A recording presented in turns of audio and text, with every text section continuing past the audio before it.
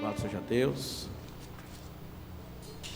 Irmãos e irmãs, como nós recebemos esta introdução, nós estaremos nesse período próximo falando sobre as 7 igrejas do Apocalipse. E eu queria convidar você para que você pudesse refletir comigo.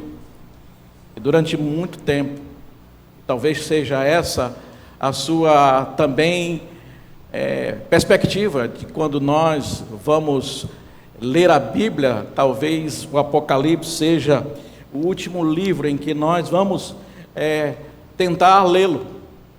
Eu já vi alguém dizer assim: rapaz, não leia, um recém-convertido, não lê Apocalipse agora não, deixa para ler no final, deixa para ler depois, porque é muito difícil.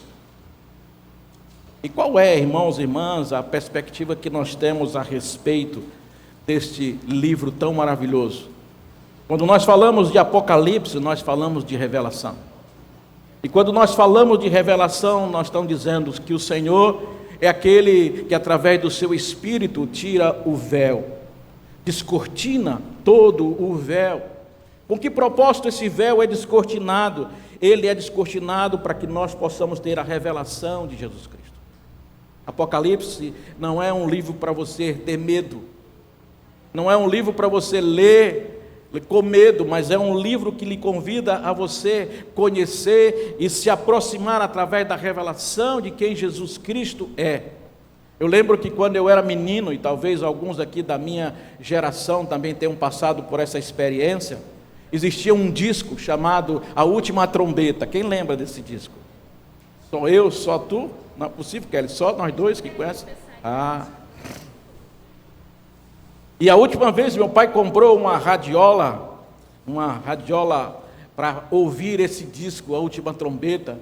E eu confesso para os irmãos e para as irmãs que era terrível ouvir essa Última Trombeta, porque fazia um medo. E eu tinha medo, digo, será, meu Deus do céu, que isso vai acontecer? E se Jesus voltar, eu vou ficar. E quantas vezes eu fiquei com pavor e eu não queria de maneira nenhuma ouvir aquele disco da Última Trombeta. Mas eu quero tirar do seu coração essa inquietação, esse medo, e encorajar você. Leia Apocalipse, leia o livro da Revelação, porque nada mais, nada menos, esse livro vai falar para você que é algo muito interessante. Eu queria já que você pudesse abrir a sua Bíblia, porque crente anda com Bíblia, na verdade, e quando ele não anda, ele tem um acesso do celular. Mas eu queria que você, antes de nós entrarmos no texto que nós vamos falar, fazer uma introdução. Em Apocalipse, que é o livro da revelação, que fala a respeito e demonstra a glória de Deus e a sabedoria e o poder de Jesus Cristo, mais do que em qualquer outro livro da Bíblia, fala da pessoa de Cristo, do seu poder, da sua glória.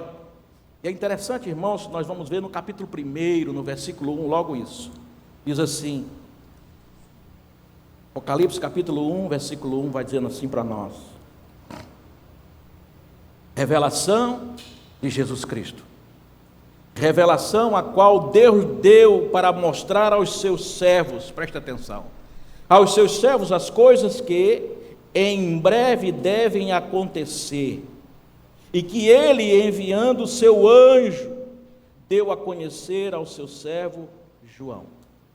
Agora, preste bem atenção, e se você é daqueles que gostam de marcar na sua Bíblia, faça isso. No versículo 3, ele fala para mim e para você que bem-aventurado é aquele que lê Apocalipse. Veja bem, bem-aventurado aquele que lê. Marquei na sua Bíblia, lê. E bem-aventurado aqueles que ouvem as palavras da profecia. E mais, ele diz, não só lê, ouve, mas guardam essa palavra, guardam as coisas que nela está escrito, pois o tempo está próximo. O tempo está próximo. Mas que tempo é esse? E é interessante que nós queremos ler Apocalipse numa perspectiva de que, juntando esse versículo com mais esse versículo e com mais aquele versículo, nós vamos montando um quebra-cabeça para tentar identificar quando Jesus vai voltar. Aqui fala, irmão, dessas coisas que vão acontecer nos tempos, é de que o calendário messiânico ele está pronto. Amém? O calendário messiânico está pronto. Deus sabe o dia e a hora. E o que eu faço enquanto isso? Eu espero a vinda dele. Eu espero a vinda dele, na certeza de que a minha vida ela está em unidade com a vida. O meu espírito está em sintonia com o Espírito Santo de Deus. Se assim eu vivo, irmão, não há necessidade, não há medo, não há preocupação. Se eu souber que Jesus vem amanhã, o que eu faço? Eu vivo como se estivesse vivendo hoje, se eu estiver vivendo em comunhão com Ele. Amém, queridos? Amém. Então não há medo, não há preocupação, porque o que você vai encontrar é muito maravilhoso, que Ele vai dizer e vai revelar para você que Jesus Cristo é a fiel testemunha. Ele vai revelar para mim e para você que Ele é o primogênito dos mortos. Ele vai revelar para mim e para você que Ele é o soberano Rei da terra. De que todas as coisas podem estar um caos, mas nada, absolutamente nada foge o seu controle. Rapaz, eu pensei que eu vi um glória a Deus, um aleluia. Ele é o primeiro e o último, isso é, Ele é o alfa e Ele é o ômega. Ele é aquele que vive, Ele é o Filho de Deus, Ele é o santo e verdadeiro, Ele é o amém, Ele é o príncipe da criação de Deus, Ele é o leão da tribo de Judá, Ele é a raiz de Davi, Ele é o cordeiro que nós cantamos aqui, Ele é o Rei dos reis, Senhor dos senhores, Ele é o alfa e o ômega, Ele é o princípio e o fim, a brilhante estrela da manhã. Ele é o Senhor, Ele é o Senhor Jesus. E tudo isso, irmãos e irmãs, você vai descobrir se você pegar a sua Bíblia e começar a ler Apocalipse. Você começar a ler Apocalipse, você vai entender e Deus vai revelar através do seu Espírito Santo. Essa revelação, ela é a chave para nós conhecermos a centralidade de tudo, que tudo converge para aquele que virá nos buscar, o Senhor, o Rei dos reis, o Senhor dos senhores. Amém? Louvado seja Deus. Isso entendido, irmãos e irmãs, nós podemos nessa noite começar esta caminhada. E aí eu vou pedir para você mudar a sua Bíblia para outra página, no capítulo 2. No capítulo 2, onde nós temos a pessoa de João, o apóstolo João, segundo a história, recebe a revelação de Deus. E nós vamos nessa noite caminhar com a igreja, a primeira igreja em que é chamado para escrever, ao anjo da igreja, e nós vamos ver que esse anjo da igreja é o anjo da igreja de Éfeso. E o que esse anjo de Éfeso tem a falar para nós? O que a palavra de Deus tem a ensinar para a nossa igreja, assim como ela falou para a igreja de Éfeso? Diz assim a carta. Você está preparada para fazer essa viagem? Amém? Deixa eu, antes de ler aqui, deixa eu fazer uma pergunta para você. Quando eu li essa carta, essas 7 cartas, eu fiquei pensando, eu queria que você me ajudasse. Porque quando nós terminamos essas 7 cartas, nós queríamos ter uma 8ª. Que 8ª carta seria essa? Se Jesus escrevesse uma carta à Igreja Metodista Central do Recife, o que ele nos diria?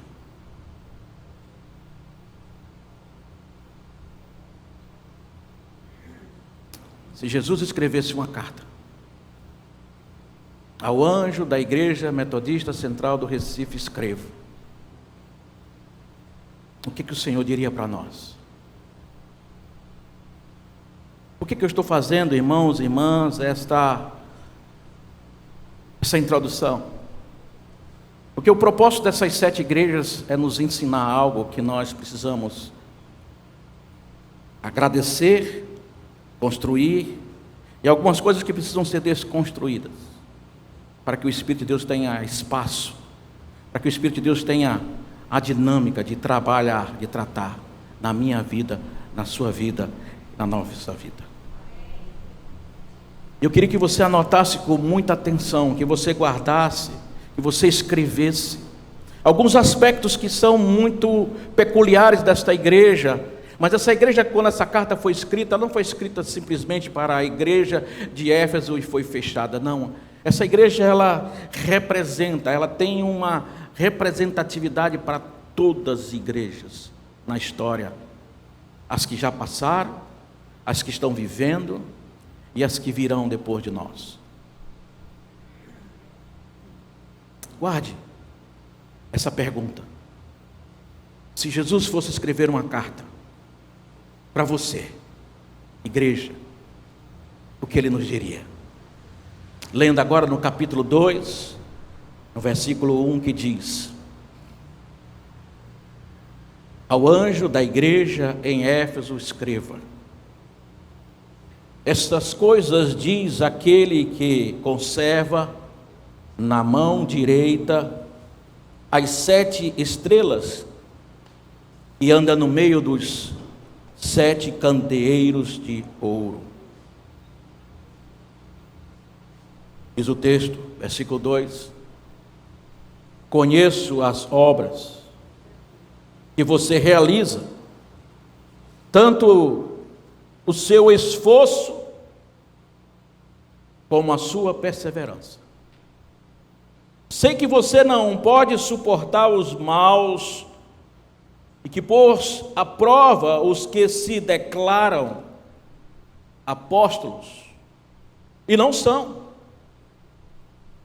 e descobriu que são mentirosos. Vocês têm perseverança, suportou provas por causa do meu nome, sem esmorecer. Versículo 4: tenho, porém, contra você o seguinte: você abandonou o primeiro amor. Lembre-se, pois onde você caiu, arrependa-se e volte à prática das primeiras obras. Anote isso na sua Bíblia, meu irmão, minha irmã. Você tem perseverança e suportou provas por causa do meu nome sem esmorecer. Mas ele faz uma observação: tenho, porém, contra você, abandonou o primeiro amor. E ele faz a advertência dizendo para mim e para você: lembre-se, pois, de onde você caiu, arrependa-se e volte à prática das primeiras obras. Se você não se arrepender, irei até você e tirarei o seu candelabro do lugar dele. Mas você tem a seu favor o fato de que odeia as obras dos nicolaítas.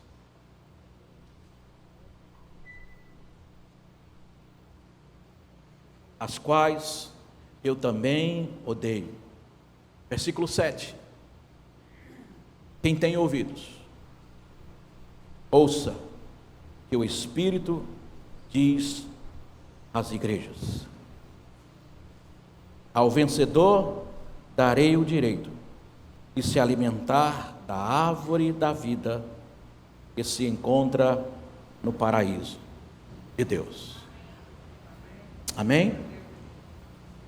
Senhor Deus e Pai, nesta noite eu quero pedir a Tua graça sobre nós.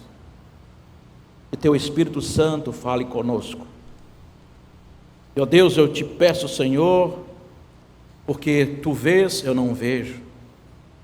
Tu sabes, eu não sei. Tu conheces e eu não conheço. Tu tens, ó Deus, e eu não tenho. Por isso, Pai, eu dependo de Ti. O que eu podia fazer, Senhor, eu fiz. Mas nesse momento, Senhor, eu dependo do Teu Espírito Santo. Que Ele fale, que Ele ministre, que Ele nos exorte e que Ele nos encoraje. Ser conosco, Espírito Santo. E nós te pedimos que Tu esteja ministrando sobre a mente, que toda dificuldade da mente seja dissipada, que todo impedimento, Senhor, dos olhos caiam, e que todo obstáculo, Senhor, da audição seja retirada, e que haja liberdade do Espírito de Deus agir, falar, transformar e manifestar-se na vida de cada um. Ser propício, e que haja um ambiente favorável para a manifestação da Tua presença em nosso meio, a liberdade do Espírito de Deus em nosso meio. Nós cremos e declaramos que o nosso coração está aberto e sensível a ouvir a Tua voz, em nome de Jesus. E o povo de Deus diz: amém, amém. Irmãos e irmãs, quando nós lemos esse texto, essa carta, se faz necessário que a gente tenha uma compreensão daquilo que nós vamos falar. A primeira carta é para a igreja de Éfeso, para uma igreja que aparentemente parece que tudo está dando certo. Tudo está muito arrumado, tudo está muito ajustado.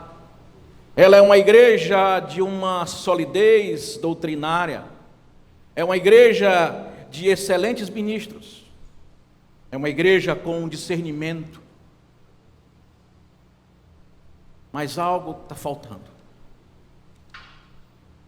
Tem algo que não está completo. Há algo que está sendo identificado, talvez não pela igreja, mas o Senhor da igreja está dizendo: está faltando alguma coisa.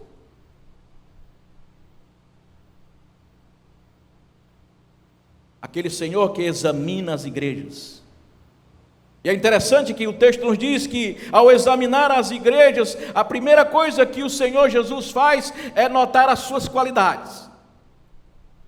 Diferente de nós, quando nós chegamos em algum lugar, a nossa primeira perspectiva é observar o que está errado. Jesus olha primeiro para as qualidades. Diz o texto que Ele examina a igreja e Ele faz algumas observações muito interessantes a respeito dessa igreja. E uma delas é que Ele diz: esta igreja, ela é uma igreja ortodoxa na sua prática. E ortodoxo, irmãos e irmãs, quer dizer que é aquela que segue fielmente um princípio, uma norma, uma doutrina. E no grego quer dizer ortos, que significa reta. É uma igreja que não se desvia. O caminho, a doutrina, o ensino é esse. Nós fomos conduzidos e nós aprendemos que a linha em que nós temos que caminhar é essa, e nós não vamos desviar nem para a direita e nem para a esquerda. Nós vamos trilhar aquilo que nos foi estabelecido. E doxa quer dizer fé. Era uma igreja que tinha uma vida significativamente organizada na sua doutrina e na sua fé. Diz o texto que ela é uma igreja trabalhadora, uma igreja que era muito envolvida, e uma igreja com um coração envolvida na obra. Trabalhadora, diz que a igreja era perseverante, fiel nas provações.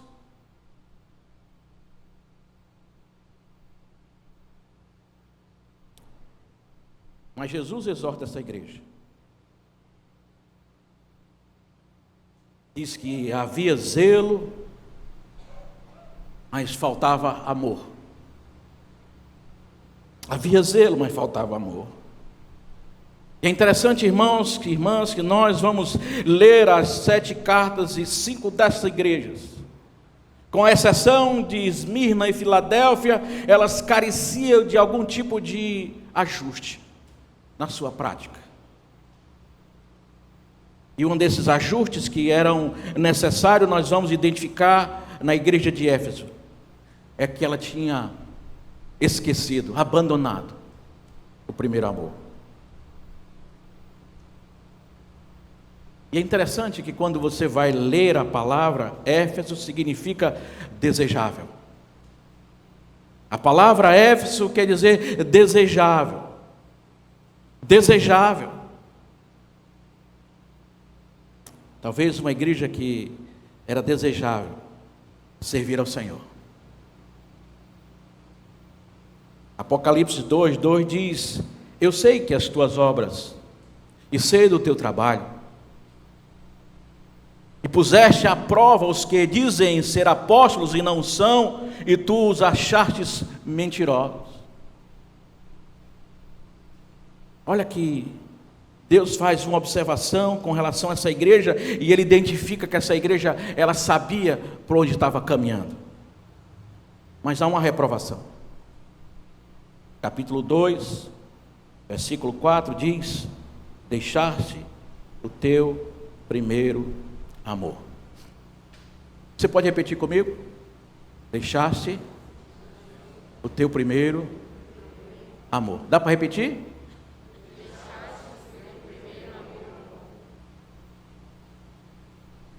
Que deixaste o teu primeiro amor. Irmãos e irmãs, é a época dos apóstolos. A igreja tinha nascido há pouco tempo, e alguns historiadores dizem que nós estamos na primeira geração de cristãos.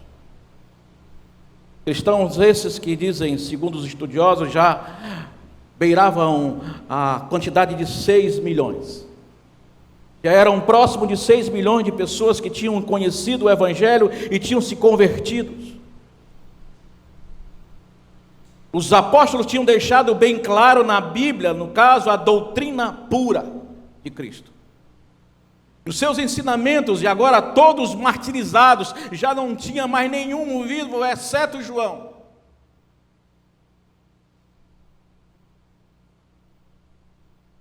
Outro ponto positivo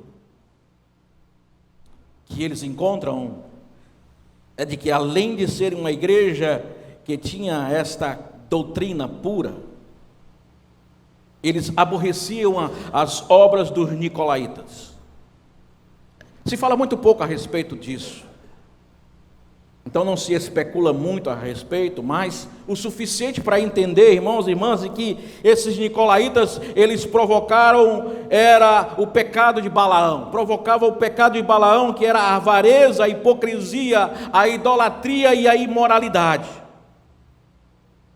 A doutrina de Balaão influenciou Israel a comerem coisas sacrificadas aos ídolos e praticarem prostituição. E alguns escritores, irmãos e irmãs, crentes desse período pós-apostólico, identificam os nicolaítas como os gnósticos cristãos, e que tinham ideias filosóficas da Bíblia. E eles entraram na igreja para contaminar a igreja. E aqui, irmãos e irmãs, eu queria lhe chamar a atenção para um aspecto muito importante. É de que numa geração, o Evangelho já tinha sido levado a toda aquela região, a toda aquela vida existente, a todo aquele lugar debaixo do céu. Mas pouco a pouco, começou a acontecer uma mudança no comportamento daqueles homens e mulheres de Deus.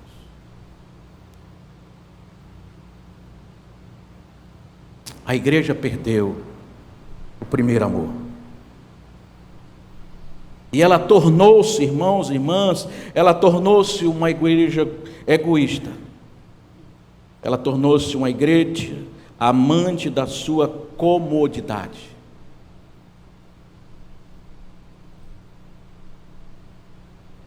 foi acalentado um espírito de mundanismo. O inimigo lançou o seu fascínio sobre aqueles a quem Deus dera a luz, a quem Ele tirou das trevas. E Deus nos adverte, e adverte essa igreja dizendo: quem tem ouvidos, ouça o que o Espírito diz à igreja. Ao que vencer, dar-lhe-ei a comer a árvore da vida que está no meio do paraíso. Aquele que vencer, nós venceremos. Nós venceremos. Nós permitiremos que o Espírito de Deus nos ajude a permanecer. Agora, irmãos e irmãs, é interessante nós entendermos o contexto desta carta, a relação. Eu queria um pouco mais da sua paciência nesse sentido, porque é importante, porque isso vai agregar a você conhecimento e informação, para que você possa compreender o que o Espírito de Deus quer falar a você nesta noite. Esse foi um lugar onde viveu João, o apóstolo João. E João, ele foi desterrado, ele foi tido como uma pessoa perigosa, e ele foi conduzido a uma ilha, a um lugar chamado Patmos. É uma ilha vulcânica que ficou parada, e ali era levado os exilados políticos, aquelas pessoas que eram problemas.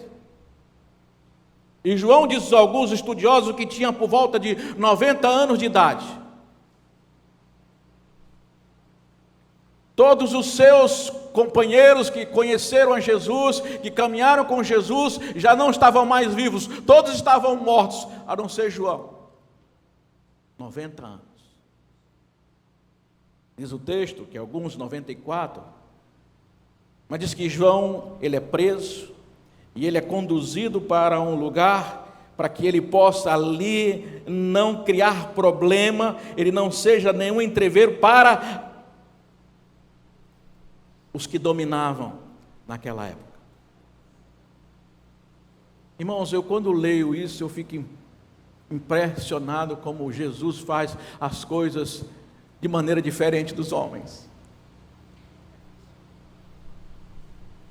Jesus usa um homem preso, velho,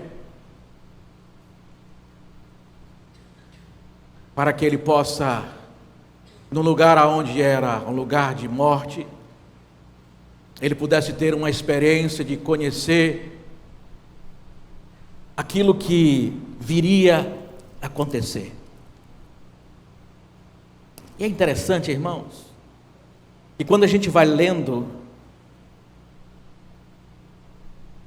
e essa revelação eu tenho entendimento de que não foi em uma hora, ele não estava preso e Jesus chegou e revelou para ele em uma hora, levou tempo, e era um lugar muito difícil, irmãos e irmãs, muito difícil.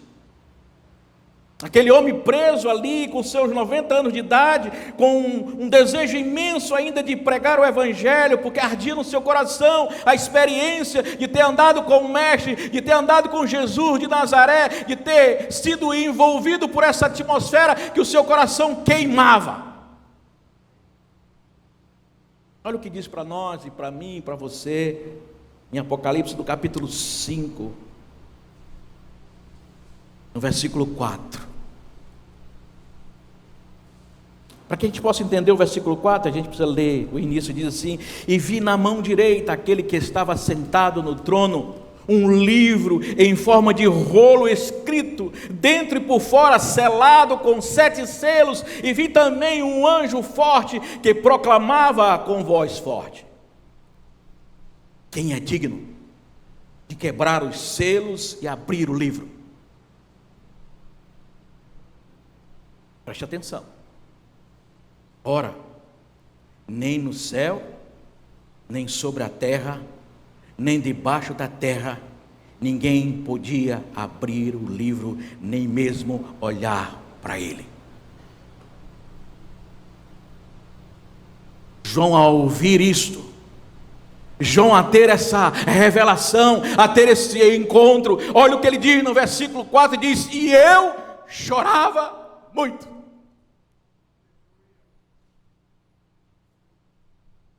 E eu chorava muito, diz João.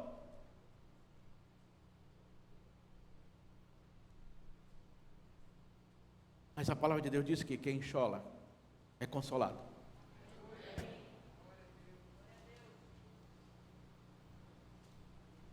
Diz o texto, continua, porque ninguém foi achado digno de abrir o livro, nem mesmo de olhar para ele. Então um dos anciãos disse: não chore, eis que o leão da tribo de Judá,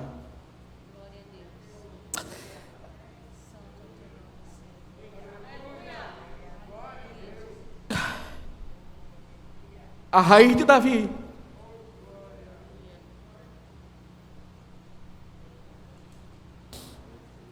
venceu para quebrar os selos.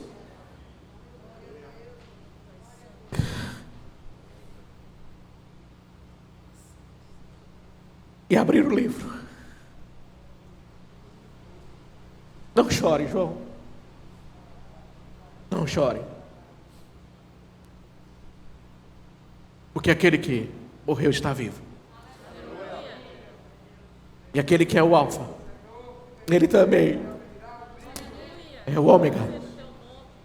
Ele é o princípio e ele é o fim. Aleluia. Aleluia. Aleluia.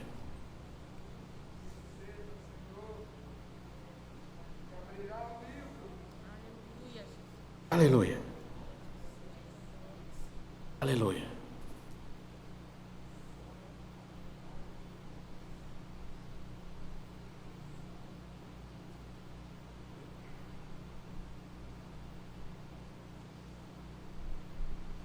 Éfeso, irmãos e irmãs, era uma cidade de longe a mais atraente, mesmo mais do que a capital de Pérgamo. Éfeso era conhecida como a luz da Ásia. Aqui, irmãos e irmãs, a gente começa a compreender como Deus nos conduz as coisas. Que quando Deus fala que Ele vai tirar, Jesus diz que vai tirar deles a lâmpada.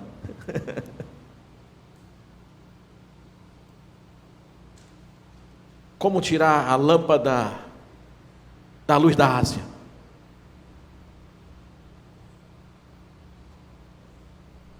Uma cidade rica, uma cidade próspera, uma cidade em que também, diz a história, que ela tinha a sua estrada, conhecida como a Estrada dos Mártires, onde eram conduzidos os homens e mulheres que se diziam crer em Cristo Jesus, eram levadas, presas para morrerem naquela cidade através de festivais. Mas Jesus adverte, irmãos e irmãs, aquela igreja dizendo, e a mim e a você, em Mateus no capítulo 7, do versículo 21 ao 23.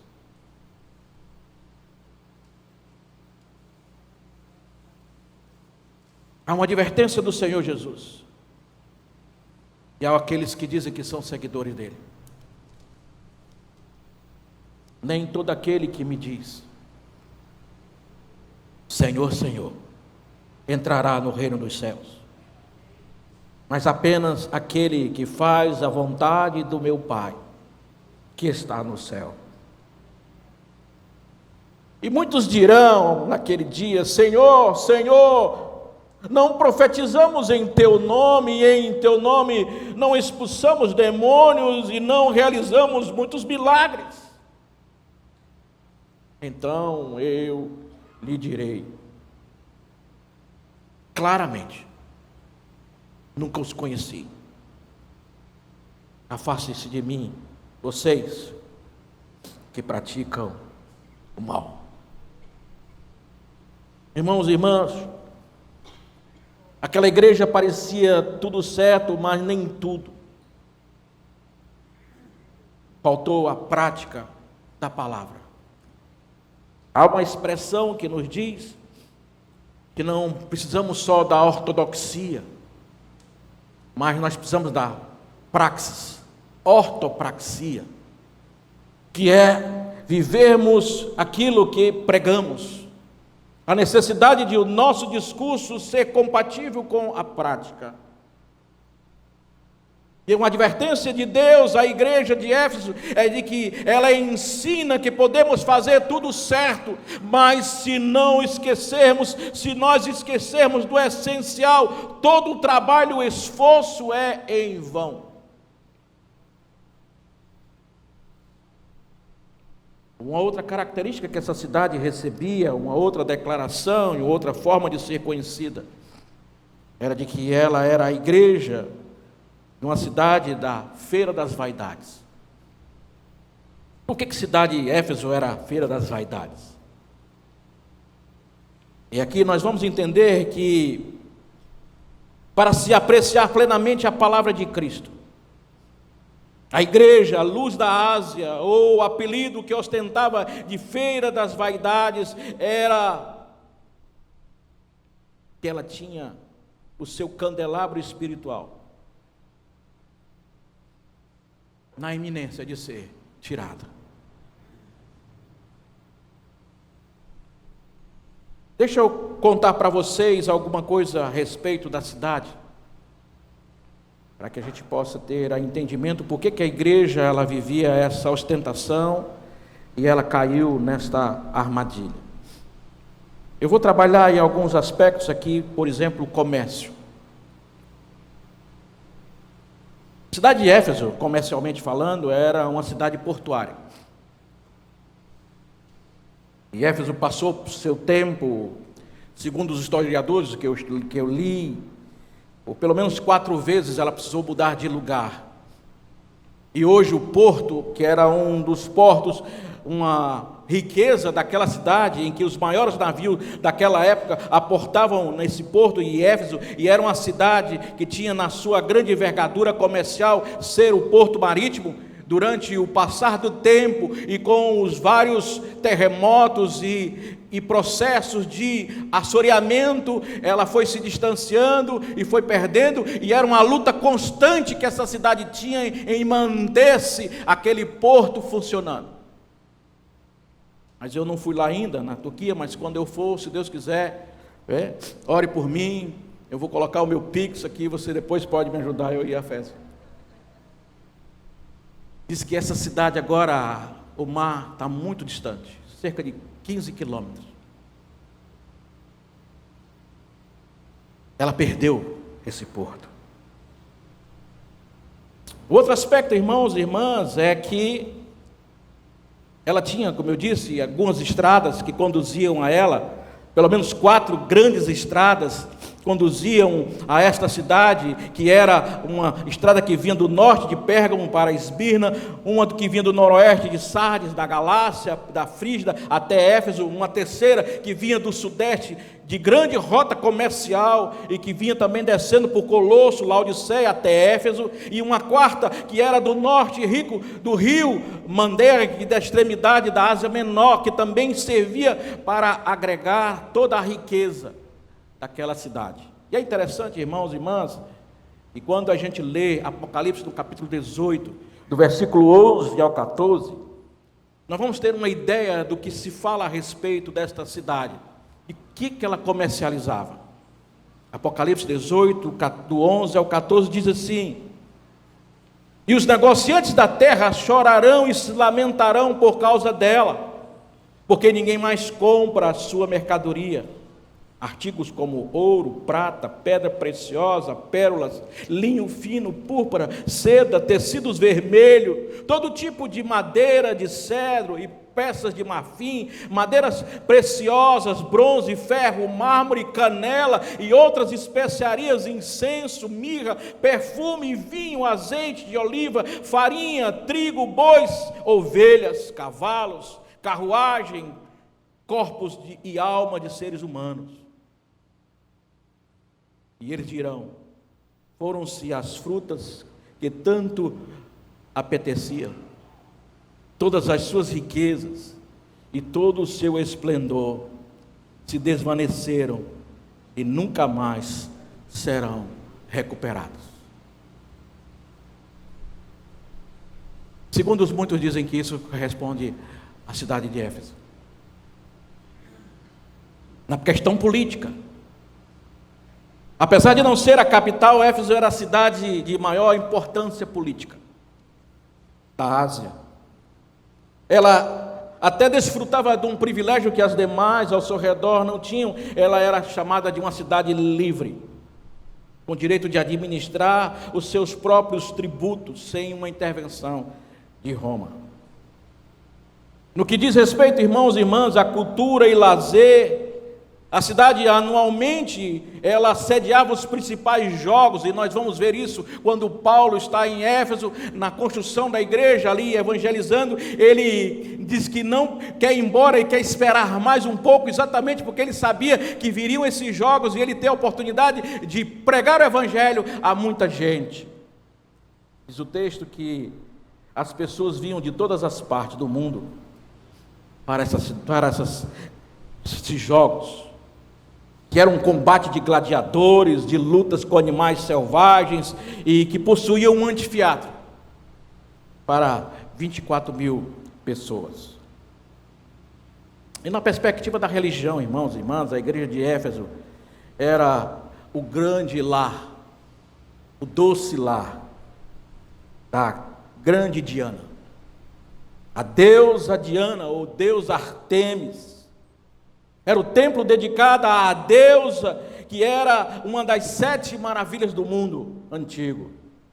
Era a deusa mais sagrada do antigo mundo grego-romano.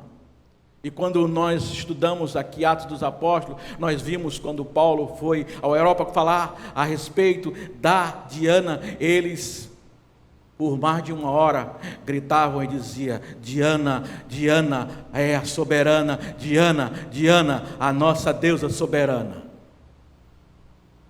Mas a palavra de Deus diz que a palavra de Deus não muda e o Senhor não muda. O tempo passa, mas a palavra de Deus permanece para todo sempre. E hoje é só ruína, Diana não mais existe, mas o Senhor prevalece para todo sempre. E muitos irmãos e irmãs iam para lá comprar amuletos. Até parece um pouco da realidade nossa, em alguns aspectos que nós temos aqui próximo. Pessoas vinham de toda parte, de todo mundo comprar amuletos, porque esses amuletos, eles curavam todo tipo de doença. E grande negócio em vender ídolos, em vender estatuetas.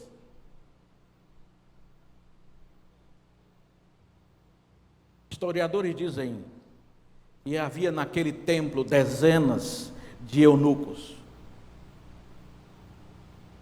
mulheres, milhares de mulheres que eram sacerdotisas, prostitutas, incontáveis arautos, cantores, flautistas, dançarinos. Esse templo, a deusa e o culto à deusa era uma espécie de heresia, histeria, de libertinagem, de embriaguez e de desvio sexual. Por que eu estou dizendo isso, irmãos e irmãs? Porque nós precisamos conhecer o contexto em que Deus está escrevendo essa carta e Jesus fala a ela.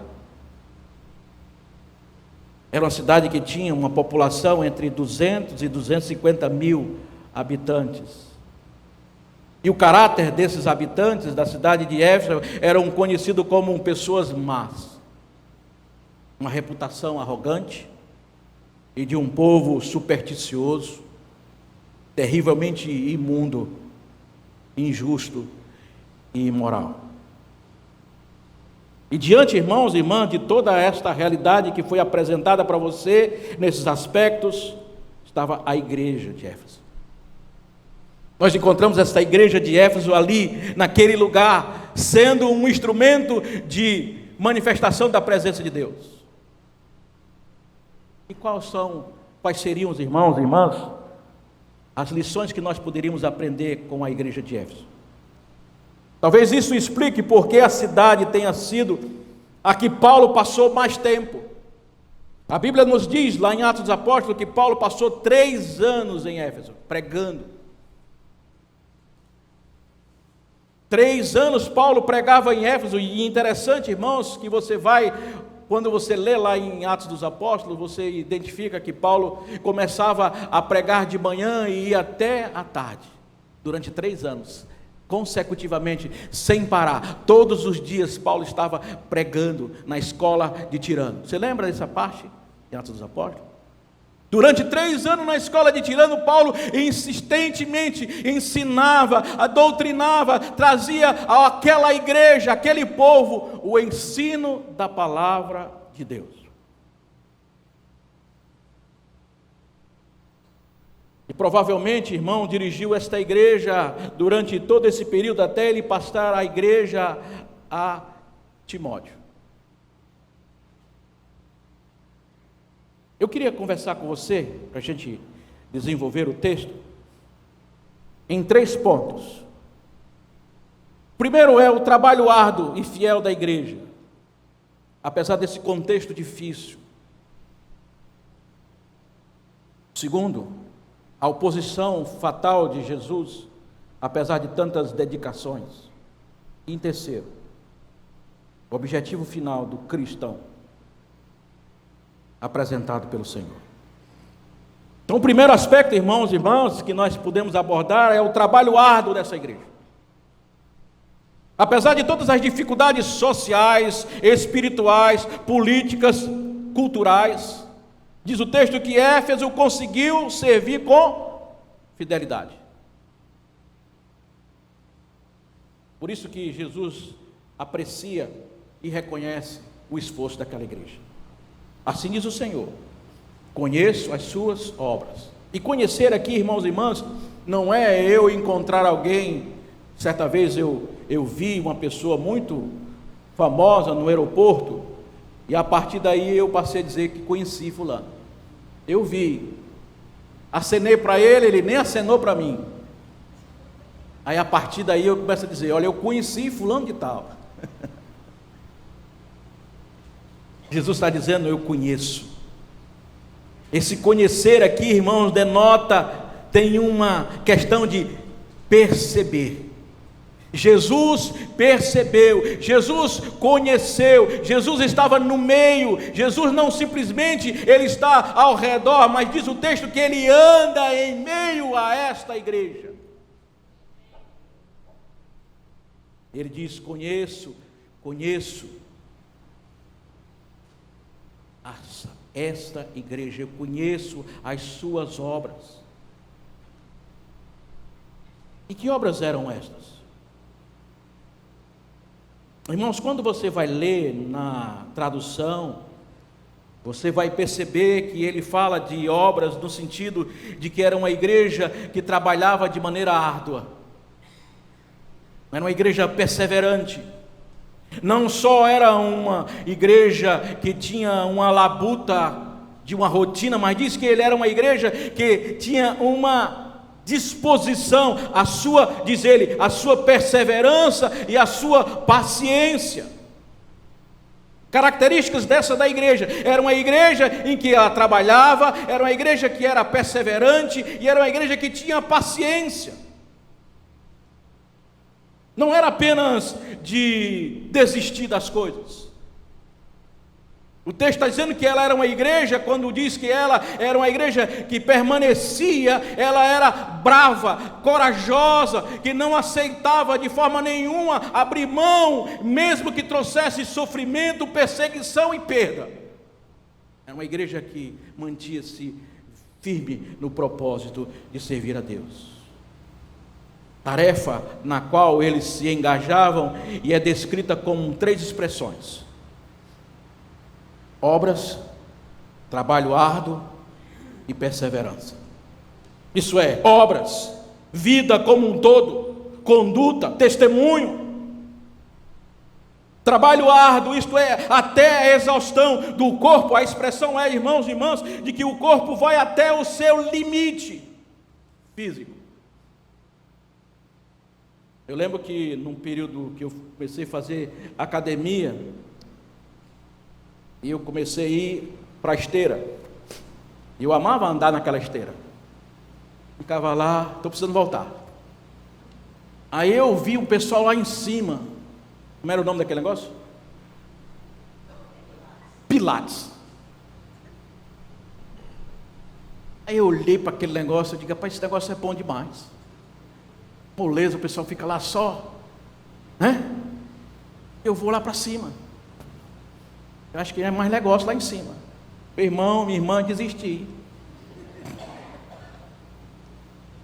O sujeito bota você, estica você, e estica um pouquinho mais, dá para ir mais um pouquinho. E eu dizia: rapaz, estou arregando aqui, não dá mais não. Ele: vai sim, vai lá, segura as pontas, vamos lá, e estica o osso, estica. Irmão, é melhor lá embaixo mesmo na esteira.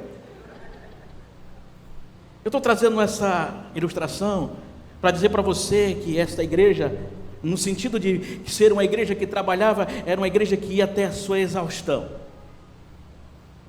Os músculos podiam trazer. Era uma igreja que perseverava.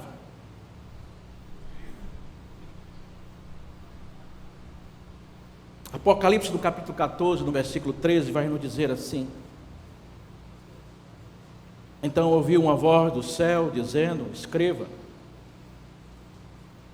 felizes os mortos que morrem no Senhor. De agora em diante, diz o Espírito, sim, eles descansarão das suas fadigas, do seu trabalho árduo, pois as suas obras os seguirão. Amém, irmãos? O do trabalho árduo que nós fazemos para Deus, eles nos seguem. Você ouviu? Todos os trabalhos árduos que nós fazemos para Deus, eles nos seguem.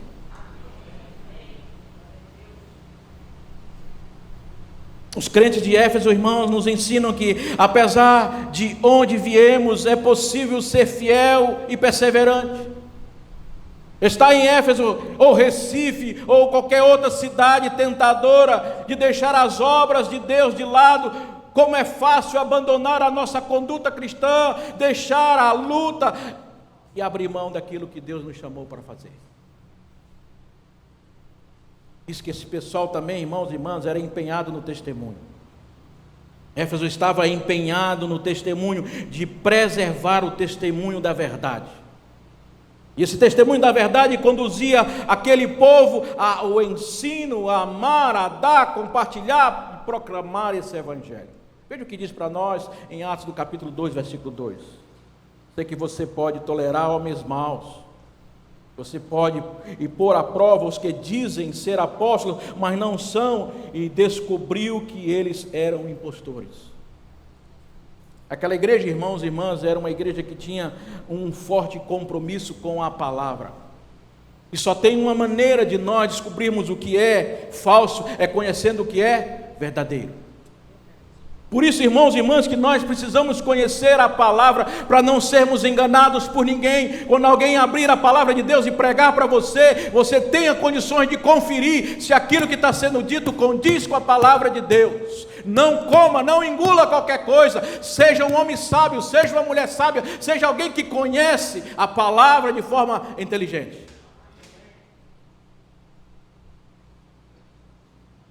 Essa igreja era uma igreja com discernimento.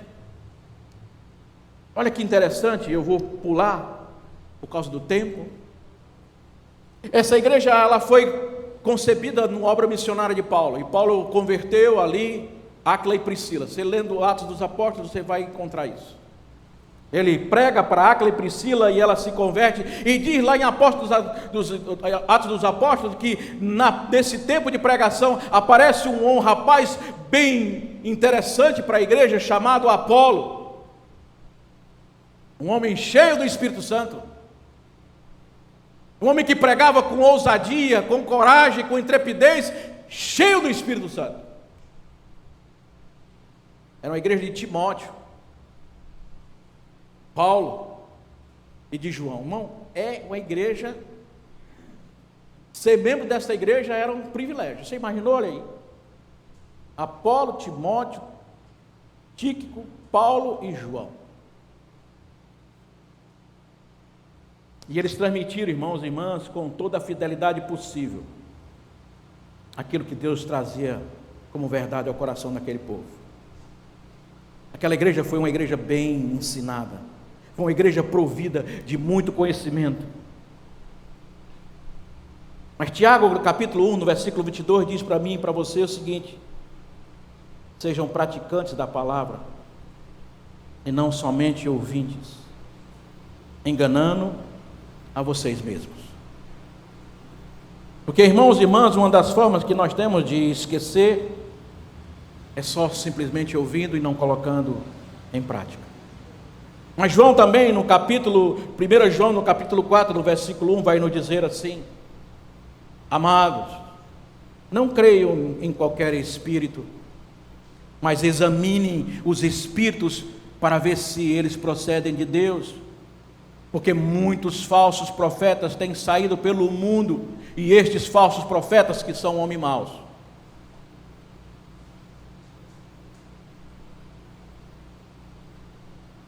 Apocalipse capítulo 2, versículo 6 diz: mas uma coisa a seu favor é que vocês odeiam as práticas desses homens maus. O segundo aspecto, irmãos e irmãs, que nós vamos trabalhar, diz que essa igreja era esforçada no teste, e Deus coloca para elas essa expectativa: esforçados no teste.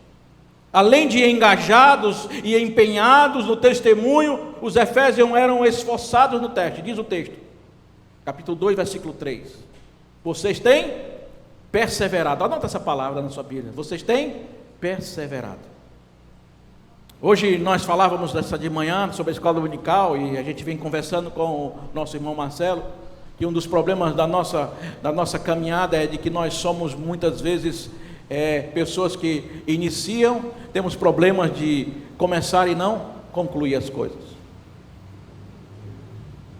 Muitas vezes nós iniciamos e deixamos as coisas pela metade, não concluímos. Nós precisamos, irmãos e irmãs, aprender à luz da palavra de Deus. Diz: você tem perseverado e suportado. Eu e você, nós precisamos caminhar nessa perspectiva, irmão, de sermos perseverantes e suportar os sofrimentos, as dificuldades e os desafios que vêm sobre nós. Diz a palavra que eles perseveraram e suportaram duras provas na lealdade do Evangelho. Eles não cederam, eles perseveraram, eles perseveraram, eles perseveraram. Mas mesmo assim, irmãos e irmãs, o terceiro ponto que nós vamos para concluir essa palavra é da oposição fatal de Jesus. Apesar de tudo isso, Jesus fala: eu tenho uma oposição a respeito de vocês, igreja. E qual era essa objeção fatal de Jesus? Capítulo 2, versículos 5 e 6 diz: lembre-se, preste atenção por favor, anote aí na sua Bíblia, diz assim: lembre-se onde caiu. Lembre-se onde caiu. Lembre-se, pois, onde você caiu. Lembre-se onde você caiu. Ele continua dizendo: arrependa-se e pratique as obras que praticava no princípio. Interessante, irmãos, que a igreja não está sendo chamada a relembrar o seu pecado. Não. Está sendo dito assim: lembra-se em que situação você caiu. Mas onde você caiu? Jesus não está preocupado em que foi sua queda, mas onde ela aconteceu, para que você se lembre, se arrependa e caminhe. Eu sei que eu ouvi um amém. Aleluia. Interessante, irmãos e irmãs, que a pergunta seria, eu quero colocar essa pergunta para você nessa noite. A pergunta é: lembre-se onde você parou. Onde você parou? O que fez você parar? Não importa. Importa é onde você parou.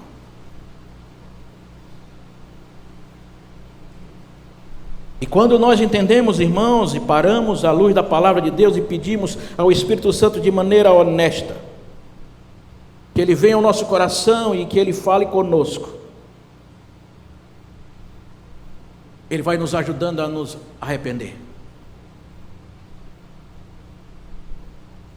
O arrependimento, irmãos, na vida do cristão, ele é essencial. Amém?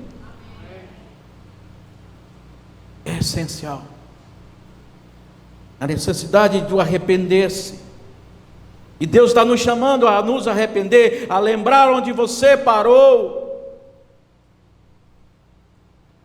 E com esta parada, o que eles haviam perdido?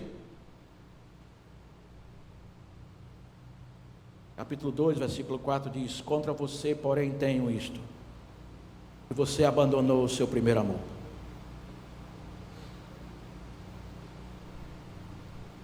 Agora, irmão, irmã, caminhe comigo um pouco mais, por favor, tenha paciência. Mateus, no capítulo 22, versículo 37 ao 40, vai dizer para mim e para você o seguinte. Eu queria convidar você a anotar na sua Bíblia esse texto.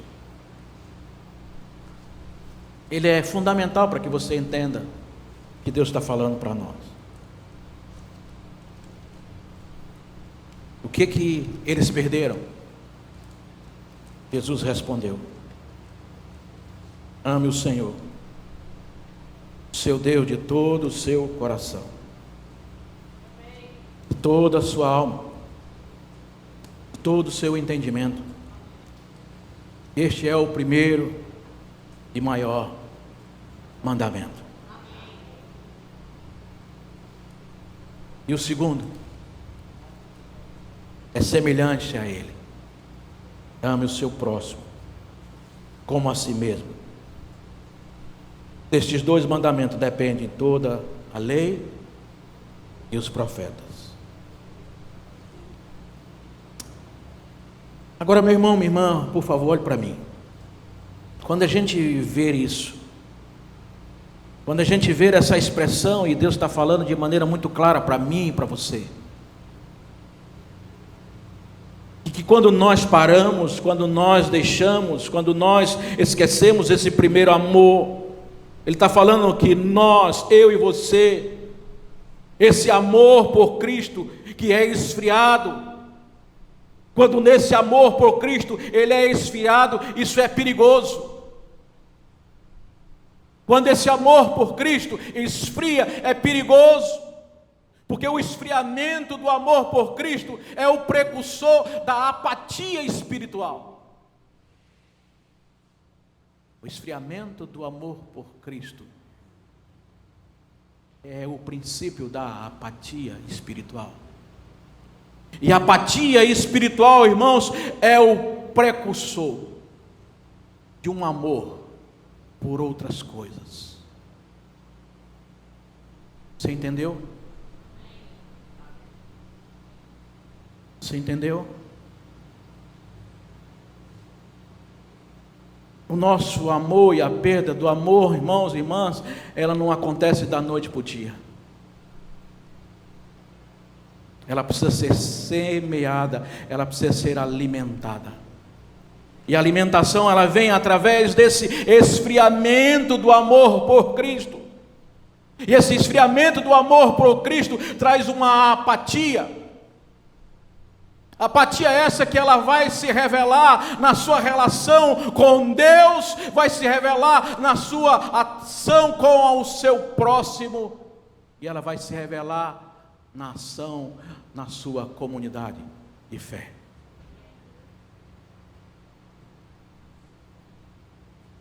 Quem se isola busca os seus próprios interesses. E não é bom que você se isole, como é de costume de alguns. Diz o convite que é necessário, é essencial, é primordial, é algo que nós precisamos, irmãos e irmãs, resgatar. Se eu não resgatar esse amor por Cristo, eu não vou conseguir revelar e estabelecer outros vínculos que estão sendo necessários serem redefinidos. Quando você se afastou de Deus, você se afasta do próximo. Quando nós nos afastamos de Deus, nós nos afastamos do próximo.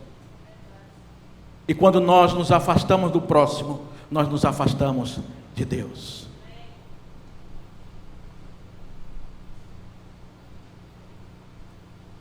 E quem se distancia de Deus e do próximo, vive só. Meu irmão, minha irmã, eu quero que você compreenda que perder o primeiro amor não é só uma crise. Perder o primeiro amor não é uma crise. Perder o primeiro amor é pecado.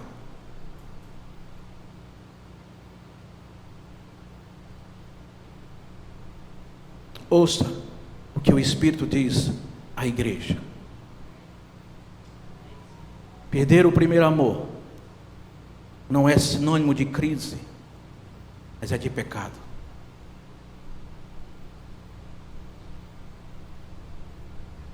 Disse Jesus, Mateus 22, 37, amarás o Senhor teu Deus de todo o teu coração, de toda a tua alma e de todo o teu pensamento.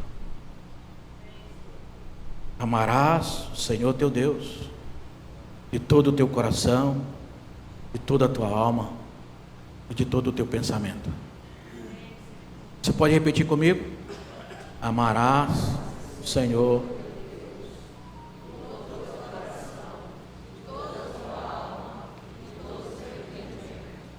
Não querendo ser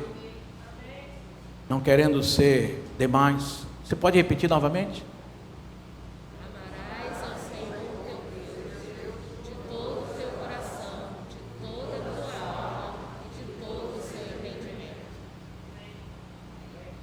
Se você esquecer tudo que eu te disse, não esqueça isso. Aleluia. Glória a Deus. Eu quero fechar esse texto, irmãos, talvez com uma pergunta que você esteja fazendo para mim agora. Por que nós perdemos o primeiro amor? Por que nós perdemos o primeiro amor? Muitas vezes, irmãos e irmãs, ela se expressa pelo convívio com o pecado. Por falta de profundidade. Por falta de tratamento. Ou por distrações. Convívio com a iniquidade, ele gera morte. Diz a palavra de Deus em Mateus 24, 12. E por se multiplicar a iniquidade, o amor de muitos esfriará. Falta de profundidade. Mateus 13, de 1 a 9, vai falar para mim e para você que o semeador saiu a semear. E as sementes eram as mesmas, mas diz o texto que umas caíram entre os espinhos, outras entre as rochas, entre a beira do caminho, e uma outra parte caiu em bom solo. E nessa matemática, irmãos e irmãs, nós vamos ver que 3 dessas 4 se perderam. Falta de tratamento. Em Lucas, no capítulo 8, do versículo 7, fala para mim e fala para você Outra coisa caiu no meio dos espinhos, e estes, ao crescerem, foram sufocadas. Quantas pessoas têm tido o primeiro amor sendo sufocado? Quando Deus está dizendo para mim e para você: busque em primeiro lugar o reino de Deus e a sua justiça. E estas coisas, que coisas são estas? Que comer, que beber e o que vestir os serão acrescentadas. Muitas vezes, irmãos, vem por falta desse tratamento, mas também por distrações. Nós nos distraímos. Veja o que diz a palavra de Deus para mim e para você em Provérbios, no capítulo 4, do versículo 20 ao versículo 23. Meu filho, escute. Minha filha, escute as minhas palavras, preste atenção ao meu ensinamento, não deixe que elas se afastem dos teus olhos. Guardes no íntimo do teu coração, porque são vida para os que encontram saúde para todo o corpo. De tudo o que deve guardar, guarda o teu coração, porque deles procedem as fontes de vida. E concluo, irmãos e irmãs, como objetivo final daquilo que Deus quer para mim, para você, quando Ele chama a atenção desta igreja. O objetivo final de todo ser humano, o objetivo final meu e seu, daquilo que Deus nos criou e nos chamou, é amar a Deus acima de todas as coisas e ao próximo como a nós mesmos. Se não for assim, se não tiver amor, nada valerá o nosso esforço, por maior e mais nobre que sejam os nossos esforços. E concluo, irmãos e irmãs, como fazer isto? Lembrando onde você caiu, onde você parou. E aqui é interessante que o texto fala no verbo presente ativo, imperativo. É uma ordem para se manter a mente trabalhando ativamente para descobrir. Ele diz: lembra-te. Ele está nos chamando a acordar e perceber onde foi isso. Coloque a sua mente para pensar onde aconteceu, em que aspecto, em que relação, em que momento da minha vida eu parei. Ele diz para mim e para você: arrependa-se. Primeiro aristo, ativo, imperativo. É um apelo urgente de mudança e de uma mudança necessária. Mudando a mente, metanoia, em si mesmo, para amar, para se arrepender, para mudar a mente, como conversão. Há um arrependimento que significa sair de si mesmo para ir ao encontro de Deus. E em terceiro lugar, pratique as obras que praticava no princípio. Volte a ser aquele homem e mulher de Deus que se alegrava com muito pouco. Ah, como era bom quando eu ia. Eu não tinha outra expectativa a não ser saber que Deus estava lá e eu me derramava na sua presença. Não tinha protocolo, não tinha vergonha. Eu ia e o Senhor falava comigo, e eu chorava, e eu cantava, e eu me alegrava, e eu esperava que viesse o outro culto, porque eu queria saber onde tinha um outro culto para eu ir, porque lá eu sabia que eu queria mais de Deus, eu queria mais de Deus, eu queria mais de Deus, eu queria mais de Deus. Irmãos e irmãs, como pastor, eu tenho entendimento de que a maior dificuldade na conversão é ganhar o coração para Deus. Ganhar o coração de alguém para Deus é difícil. Mas a maior dificuldade depois da conversão é manter esse coração com Deus.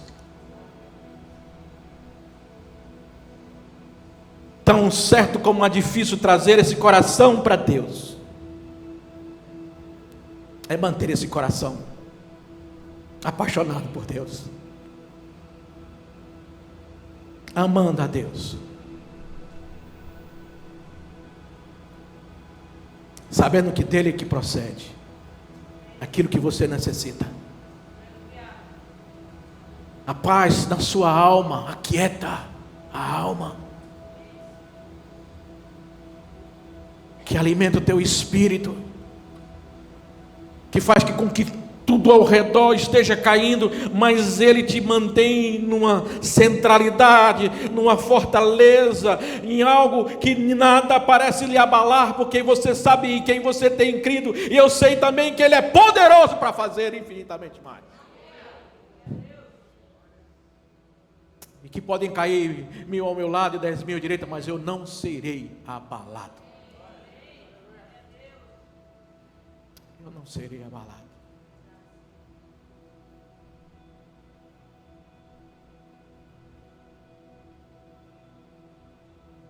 Deus tem uma recompensa para mim e para você, irmão. Mas o que Ele diz para mim é: mantenha-se firme no propósito. Que diz o texto no final, e eu vou concluir, diz o Espírito da igreja ao vencedor: darei o direito de se alimentar da árvore da vida. A árvore da vida estava onde? No paraíso. E após a queda, o homem foi impedido de se aproximar dessa árvore. Mas diz que Jesus veio como forma de homem, se humilhou e se esvaziou e se deu por mim e por você, e o véu foi rasgado, e agora eu tenho acesso ao Senhor, eu tenho acesso ao trono, eu tenho acesso a Deus, e eu tenho acesso a este alimento. Eu tenho acesso a essa árvore, a árvore da vida, que se chama Jesus. E é dele que nós nos alimentamos. Porque quem se alimentar de mim jamais terá fome. Quem se alimentar de mim jamais terá fome.